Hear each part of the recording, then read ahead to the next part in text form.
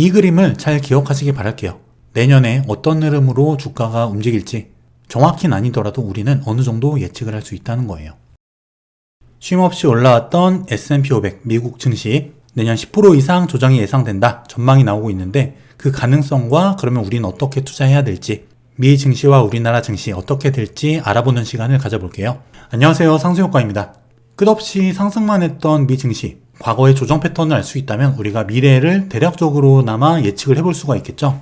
최근 5년 동안의 조정폭과 증시의 움직임을 한번 살펴볼게요. 먼저 2016년부터 17년까지 이렇다 할 조정 없이 계속 올랐죠. 그리고 나서 2018년 초 마이너스 12%가 빠집니다.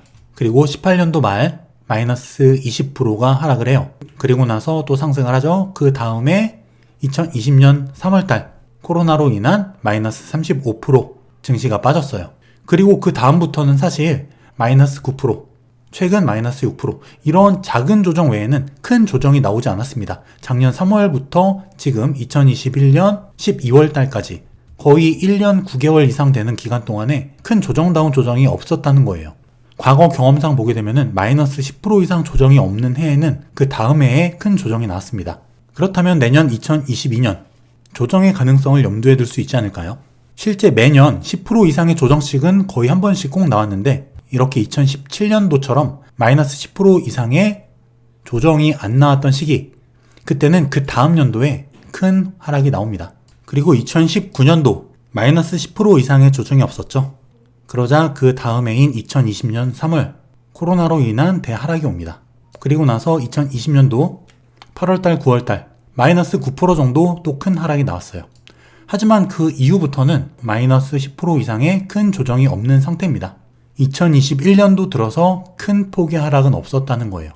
그렇다고 한다면 우리의 과거 경험상 그리고 통계적으로 볼 때 내년도 2022년에 마이너스 10% 이상의 조정 한번 생각해 볼 수 있지 않을까요? S&P 500 지수가 연평균 어느 정도 폭으로 조정을 해왔는지 그 횟수를 통계적으로 나타낸 그래프예요. 약 70년의 기간 동안 통계를 낸 겁니다. 먼저 1년에 5% 이상 하락한 횟수 3번이 조금 넘죠. 그리고 10% 이상 하락한 횟수 한 번입니다. 그러니까 평균적으로 볼 때 1년에 한 번씩은 마이너스 10% 이상 하락을 해왔다는 거예요. 그럼 마이너스 20% 이상 하락한 횟수는 아주 많지 않죠? 한 4, 5년, 5, 6년에 한 번씩은 20% 하락이 왔었다. 이렇게 볼 수 있는 겁니다. 실제 이 주가 상승의 가파른 기울기를 보더라도 코로나 이후에 이 유동성 장세 때문에 너무나 급격하게 올라와 있다는 걸 우리가 알 수 있어요. 그리고 보조지표상으로 볼 때도 MACD 그리고 아래에 있는 건 RSI 지표예요. 실제 과거 사례를 한번 보자고요. 이렇게 RSI 지수가 70포인트를 넘어가는 이러한 구간, 그리고 지금도 70을 넘겨 있는 상태죠. 70이 넘었다는 거는 과매수 구간이라는 걸 의미합니다. 하락할 가능성이 높아져 있는 상태라는 거죠. 실제로 이 월봉이거든요. S&P 500의 월봉인데 이렇게 월봉으로 보게 되면은 큰 흐름을 보기에 굉장히 좋아요. 실제 월봉상 이 RSI가 70을 넘긴 이 시점 이후에 이렇게 큰 폭의 하락이 항상 있어 왔다는 걸 우리는 알 수 있습니다. 자, 그렇다면은 이 이후에 지금 이 70이 넘겨 있는 이 상황 이후에 내년쯤 되겠죠? 어느 정도 10% 이상이 되는 큰 폭의 하락이 올 수 있지 않을까요? 충분히 생각해 볼 수 있다는 겁니다. 그리고 MACD 지표상으로 볼 때도 이렇게 굉장히 많이 올라가 있는 상태예요. 그리고 플랫해지고 있는 그 과정에 있죠. 이게 나중에 이 파란 선이 빨간 선을 데드크로스 합니다. 이렇게 올라가다가 이 빨간 선은 올라가고 파란 선은 이렇게 되는 거죠. 이렇게 데드크로스가 나는 거예요.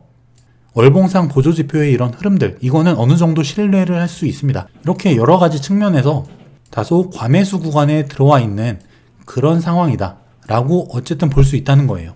장기적인 월봉 흐름상 보조지표상 과매수 구간에 들어와 있다. 또 과거 경험상 보셨다시피 올해 큰 조정이 없었죠. 그랬다면 분명히 통계적으로 봤을 때도 그렇고 매년 10% 이상의 조정이 항상 있어 왔다는 사실을 우리가 알고 있다면 내년 한번 큰 조정이 올 수도 있겠다 생각을 해볼 수 있는 거예요. 게다가 내년 첫 금리 인상이 있죠. 이 금리 인상 타이밍과 엮이면서 분명히 증시에 큰 충격은 한번 올 겁니다. 금리 인상과 테이퍼링에 맞춰서 이 증시가 어떻게 움직였는지 그 흐름을 알려드릴게요. 전에도 한번 보여드린 표인데, 자, 이렇게 테이퍼링을 실행합니다. 우리나라 코스피 차트예요. 2014년도 테이퍼링을 시작하고 여기서 1차 금리 인상이 일어납니다. 1차 금리 인상 이후에는 이렇게 주가가 빠졌어요. 하지만 2차 금리 인상부터는 주가가 상승을 합니다. 1차 금리 인상, 그리고 2차 금리 인상. 이렇게 되는 거죠. 1차 금리 인상 이후에 우리나라 코스피 시장 충격이 9% 이상 왔었다는 거예요. 나스닥은 어땠을까? 자, 이렇게 테이퍼링 실행을 할 때 긴축을 조금씩 하죠.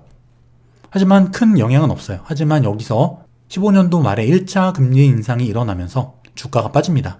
하지만 마찬가지로 2차 금리 인상 때부터는 주가가 올라가죠, 오히려. 왜냐하면 금리 인상은 경기 회복의 신호이기 때문이에요. 확대해서 보게 되면은 테이퍼링, 1차 금리 인상, 2차 금리 인상, 이런 흐름인 거죠. 나스닥도 마찬가지. 1차 금리 인상 시점에 시장 충격 마이너스 20% 조정이 왔었다는 거예요. 이렇다고 한다면, 자, 이렇게 내년 아마 중순 이후가 되겠죠? 내년 3월 달에 테이퍼링이 끝나니까 내년 중순 이후 이 정도, 이 구간에서 한번 출렁임이 있을 수 있다는 거예요. 금리 인상과 더불어서 우리의 과거 경험상 10% 이상 조정이 발생할 시기도 됐다는 겁니다. 이런 테이퍼링으로 인해서 유동성이 점차 줄어들고는 있어요. 풀긴 풀지만 빠른 속도로 줄고 있다는 겁니다. 거기다가 첫 금리 인상의 충격 분명히 있을 거라는 거예요. 증시에. 분명 일시적 조정은 반드시 있을 수 있다는 거예요. 이거는 우리가 기본적으로 인정을 하고 가자는 겁니다. 우리가 주식 투자를 할 때 돈을 많이 버는 것도 좋아요. 하지만 안정적으로 지킬 때는 지키면서 꾸준히 손해를 덜 보면서 적절한 수익을 장기간 올리는 게 내 자산을 불리는데 가장 좋은 방법이에요. 벌 때는 확 벌고 까먹을 때는 확 까먹고 이런 식으로 하면은 자산의 변동이 너무 심해요. 그리고 몇십억, 몇백억을 갖고 있는 자산가도 한순간에 망하는 경우 제가 너무나 많이 봤습니다. 이건 부동산도 그렇고 주식도 그렇고 다 마찬가지예요. 레버리지를 너무 많이 쓴다던가 너무 롱에만 베팅을 한다던가 너무 공격적인 투자를 한다던가 이런 식으로 수십억, 수백억 한순간에 날아가는 사람 수없이 봤습니다. 조금 느리더라도 안정적으로 천천히라도 부자가 반드시 되는 그런 방향의 투자가 좋다는 거예요. 자, 내년에 그러면은 우리나라 시장과 해외 시장, 미국 시장에서는 어떻게 보고 있을까? 일단 해외 시장을 좀 더 좋게 보고 있는 상태죠. 왜냐? 실적 개선율이 높기 때문이에요. 우리나라보다 미국 시장의 실적 개선율이 더 좋다. 또 긴축으로 전환될 때 미국으로 자금이 이동하는 경향이 있다. 주식시장이 기업 이익의 함수라는 사실을 우리가 알고 있잖아요.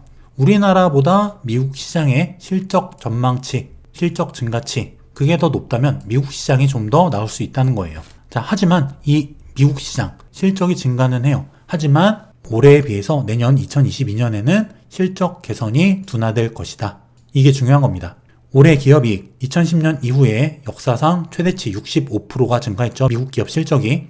하지만 내년에는 8% 증가한다는 거예요. 증가는 하지만 증가치가 올해에 비해서 확연히 줄어든다는 겁니다. 많이 둔화된다는 거예요. 이렇게 긴축 진행, 테이퍼링과 금리 인상, 또 실적 성장세가 줄어드는, 올라는 가지만 이렇게 올해처럼 확 올라간 게 아니라 적게 올라가는 이런 완만한 추세로 바뀐다는 거예요. 게다가 보조지표상 과매수 구간에 와 있는 상태, 그리고 과거 경험상 매년 10% 이상 S&P 500이 조정을 받았었는데 올해 이런 조정이 없었다는 점, 전반적으로 내년 2022년 중에 한 차례 큰 출렁임이 있을 수 있다는 그 사실을 기억하고 투자를 하자는 겁니다. 우리가 항상 기억해야 될 것, 영원한 상승은 없다는 거죠. 하지만 또 한 가지 기억해야 될 것도 있어요. 뭐냐면 바로 조정. 그 조정은 우리에게 항상 좋은 매수 기회를 제공했다는 거예요. 하지만 조정은 왔는데 내가 꼭대기에 물려있다가 몸으로 이 하락을 받아낸다면 기회가 아니죠. 오히려 위기가 됩니다. 이런 주가 하락의 조정의 기회, 이런 위기를 기회로 바꾸려면은 우리가 이 구간에서 현금을 가지고 있어야 돼요. 현금 플러스 안전자산. 이게 있다면 주가가 빠지더라도 우리에게는 하락에 베팅한 숏을 친 그런 효과가 있는 겁니다. 그리고 주가가 아래로 빠졌을 때 저가에 매수할 수 있는 좋은 기회를 잡게 되는 거예요. 그럼 내년 코스피 어떻게 움직일까? 이게 증권사의 내년 코스피 상단과 하단 전망치입니다. 대략 2600에서 3600 정도까지 차트상으로 보자면 이런 느낌이에요. 21년, 22년부터 23년까지 내년 전망치입니다. 이 구간이죠. 주가는 이렇게 이 안에서 움직일 가능성이 높다. 이런 식으로 말이죠. 물론 먼저 떨어졌다 올라갈지, 올랐다가 떨어질지는 몰라요. 하지만 대략적 흐름상 테이퍼링과 금리 인상 이런 부분을 놓고 봤을 때는 아마 금리 인상, 첫 금리 인상이 일어날 것으로 유력하게 예측이 되는 내년 2분기 정도, 3월 달에 테이퍼링이 끝나고 한 6월 정도, 5, 6월 그 즈음에 아마 첫 금리 인상이 있겠죠. 내년 3차례 금리 인상을 한다고 했으니까. 그럼 그쯤에 한 번 출렁임이 있지 않을까 이렇게 보는 거예요. 1월, 2월, 3월, 4월, 5월 한 이쯤이 되겠죠. 이쯤에 큰 출렁임이 한번 있지 않을까 이렇게 생각이 되는 겁니다. 그리고 그 다음에는 상승을 하겠죠. 물론 대략적으로 생각을 해보는 겁니다. 주가를 예측하는 건 큰 의미도 없고 쉽지도 않죠. 하지만 우리가 내부적으로 우리 자체적으로 투자를 할 때 그 시나리오를 세워본다는 것은 굉장히 중요한 일이에요. 그렇기 때문에 여러분도 이런 과정을 한 번씩 나만의 근거와 논리를 통해서 전망을 해보는 연습은 계속 하시는 게 좋습니다. 결과적으로 놓고 보자면 이렇게 대략적인 큰 박스권 흐름, 내년까지 이런 흐름을 예상할 수 있다는 거예요. 단기적으로는 어떠냐? 지난 시간에도 전망치에 대해서 대략 말씀을 드렸죠. 여기 중요한 박스권 구간 3050포인트 굉장히 중요한 저항 구간이라고 말씀드렸죠. 여기를 아직 못 깨고 있습니다. 하지만 나쁘지 않아요. 이렇게 가다가 이 3050포인트만 뚫어낸다면은, 그리고 지지만 된다면은 이 구간에서 박스를 그리면서 좀 더 상단에서 움직일 수 있는 그런 가능성도 생각해 볼 수 있어요. 하지만 우리는 이렇게 장기적인 흐름을 예상해 볼 필요도 있다는 겁니다. 자, 그러면은 2020년도에 우리는 어떻게 투자를 해야 될까? 먼저 반도체 같은 이런 업황이 개선되고 있는, 턴어라운드 하고 있는, 그리고 주가가 많이 빠져서 저가 메리트가 있는 종목들, 이런 종목들을 선침해하는 거예요. 한창 20년도 많이 올랐다가 올해 굉장히 많이 빠진 종목들이 많죠. 작년 상승분 다 반납한 그런 종목들, 우량 종목 굉장히 많습니다. 특히 대형주 중에서도요. 지금은 소외주가 된 그런 종목들 많아요. 하지만 결국에 금리 인상이 일어나고 경기가 회복됐을 때는 주가도 같이 회복할 수 있다는 거예요. 주가가 올라갈 때 관심을 갖는 게 아니라 좋은 종목인데 주가가 빠졌을 때 저가 메리트를 생각하면서 투자를 할 수 있는 게, 특히 우리나라 같은 이런 박스권 움직임, 이런 주가 흐름상에서는 굉장히 좋은 투자 방식이 될 수 있습니다. 그리고 이제 유동성 장세가 끝나가죠. 돈이 점점 회수되고 있는 과정에 있어요. 이런 유동성 장세에서 실적 장세로 넘어가는 과도기죠. 특히 내년은 더욱 그렇습니다. 그렇기 때문에 내년부터는 실적이 개선될 포스트 코로나, 그리고 위드 코로나 관련주, 이렇게 실적이 좋아질 종목에 미리 주가가 빠질 때마다, 코로나 이슈로 주가가 빠질 때마다 모아가자는 겁니다. 그리고 긴축이 진행되면 반드시 출렁임은 와요. 이거는 경험상 반드시 그렇습니다. 주식시장이 올라가더라도 끝없이 우상향하진 않죠. 이런 시장은 없어요. 올라가다가 출렁이고 빠지고 올라갔다가 이런 식으로 간다는 거죠. 그렇다고 한다면 그 조정 시기를 우리가 대략 알아볼 수 있다면 훌륭한 매수 기회를 잡을 수 있다는 거예요. 어떻게 잡느냐? 안전자산과 현금이죠. 달러와 현금이라는 거예요. 이 그림을 잘 기억하시기 바랄게요. 내년에 어떤 흐름으로 주가가 움직일지 정확히는 아니더라도 우리는 어느 정도 예측을 할 수 있다는 거예요. 저는 개인적으로 안전관리를 하면서 투자를 하는 편이에요. 공격적인 투자를 할 때는 굉장히 공격적입니다. 하지만 어느 정도 제 근거에 의해서 조정이나 큰 하락이 예상된다고 생각이 된다면 굳이 큰 욕심을 부리진 않아요.